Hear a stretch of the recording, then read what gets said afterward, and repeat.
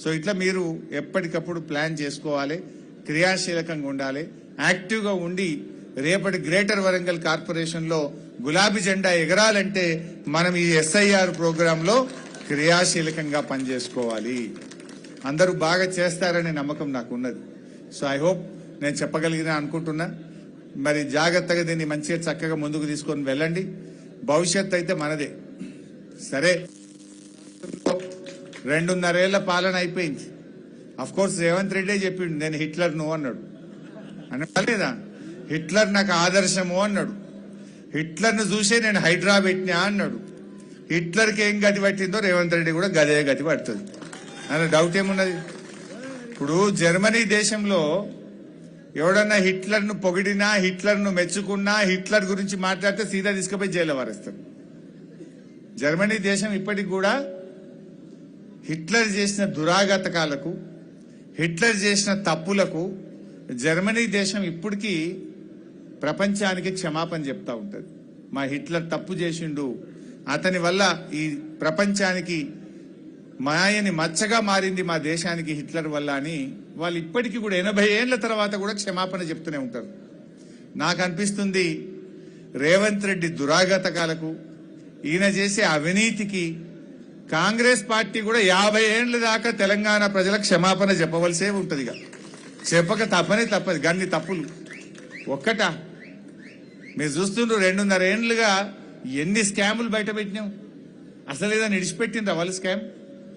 ఏ scam చూడు. పిల్లగాళ్ళు గురుకుల పాఠశాలకు పోయే పిల్లల ఆహార పదార్థాల మీద, వేసుకునే బట్టల మీద, బెల్ట్ మీద, బూట్ల మీద, చెప్పుల మీద కూడా స్కామే. గవి కూడా ఇడిచిపెట్టే లాస్ట్కి వీళ్ళు. సింగరేణి బొగ్గుల స్కామే, హ్యామ్ రోడ్ల టెండర్ల స్కామే, బ్రీవరీ పర్మిషన్ల స్కామే. అసలు ఏదైనా ఇడిచిపెట్టిండ్రా వీళ్ళు? ఏది ఇడిచిపెట్టిన పరిస్థితి లేదు. నేను మొన్న సింగరేణి బొగ్గు గురించి మన జిల్లా భూపాలపల్లికి పోయి మనం మాట్లాడినాం. అంతకుముందు రామగుండంలో మాట్లాడినాం. సింగరేణిలో చాలా స్కాములు బయట పెట్టినాం. 40 లక్షల టన్నుల బొగ్గు మాయమైంది. బొగ్గు ఉన్నట్టు, స్టాక్ ఉన్నట్టు మీరు చూపిస్తుండ్రు, కానీ బొగ్గుబాయి మీద బొగ్గు ముక్క కూడా లేదు. చూస్తామని రామగుండంలో పోతే దోస పోలీసు వాళ్ళు పెట్టిన మిమ్మల్ని ఓడియమన్నారు. మొన్న భూపాలపల్లి బొగ్గుబాయి మీదకి పోయినాం. ఆడికి పోతే ఆడ 3 లక్షల స్టాక్ ఉన్నట్టు చూపిస్తుండ్రు. మేము బోధమయ్యా అంటే ఒక 500 మంది పోలీసు వాళ్ళని పెట్టిన పోనీయమంటారు. అందులో మన కార్యకర్త, ఒక కార్మికుడు, మన అభిమాని ఉన్నాడు, వీడియో తీసి పంపిండు మాకు.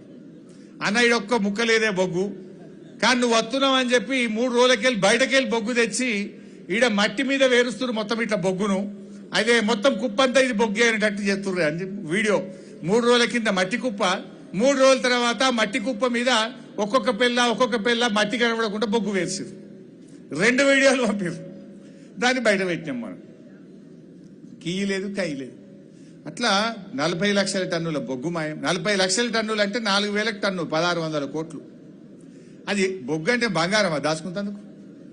దాని గురించి సప్పులు లేదు. అట్లే గిలటిన్ స్టిక్స్, కోల్ ఇండియాలో వెస్టర్న్ ఫీల్డ్స్ లో ఆ గిలటిన్ స్టిక్స్ కంటే మన దగ్గర 30% ధర పెంచిండ్రు. అప్పుడు డైరెక్టర్లుగా 2 మంచి ఆనెస్ట్ అధికారులు ఉండే. మేము సంతకం పెట్టమంటే ఒకరినేమో రివర్సన్ ఇచ్చిండ్రు, ఒకరిని ఉద్యోగమే కూడా కొట్టిరు, ఇంటికి పంపించారు. అదొక స్కామ్ జరిగింది. సోలార్ టెండర్ల స్కామ్ జరిగింది. జైపూర్ పవర్ ప్లాంట్ స్కామ్ జరిగింది. ఇట్లా 10 స్కాములు జరిగినాయి. నేను అన్ని బయట పెట్టా. నిన్న బట్టి విక్రమార్క గారు మంచిర్యాల పోయిండు.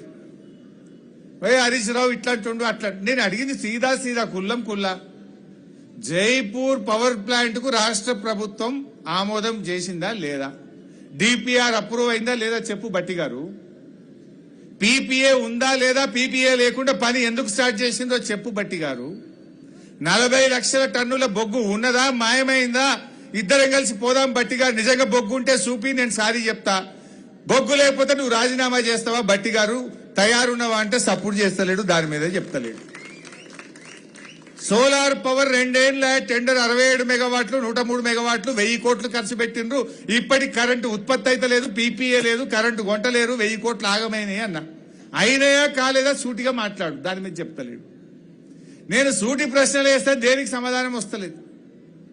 కానీ నన్ను 4 కేసులు పెడుతున్నారు. అడగంగానే నా మీద ఈడ కూడా బాగా పెడుతున్నట్టు నా మీద కూడా పెడుతున్నారు. మన సుదర్శన్ మీద కూడా పెట్టారు. సుదర్శన్ అన్న మొన్న సివిల్ సప్లైల వడ్లు మాయమైనాయి, ఇవి మాయమైంటే ఆయన మీద కేసు అయింది. మా